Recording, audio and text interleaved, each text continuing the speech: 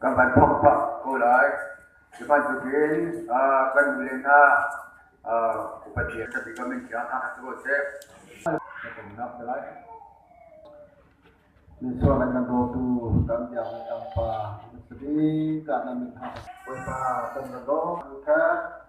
quay pa chúng ta sumber giống hàng bao chen quay pa chúng ta đi đâu làm cái thời học kia nó chỉ là Yesus ta bên ta sẽ có lên một cái bài và chúng ta bắt đầu sẽ nóiท่านnói là cái gì tu di sana boy patang siang akai kumi zoom tumi pa nule pa ule nau nanti langsung long datang tiga nge long datang tiga nge kasih yung siang tiga chắc lấy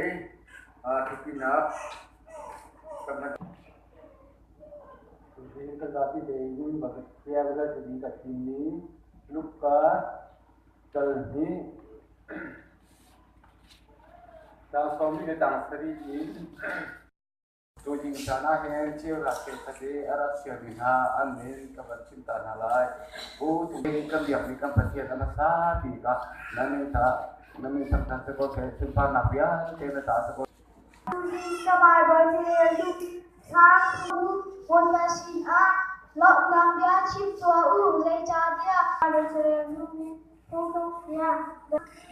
nằm mạng xin chú lốp lên nằm mạng xin chú lốp lên sẽ những số nó gì chẳng lấy sự đi chẳng lấy lúc nào apa sẽ ayuh sẽ ôi cho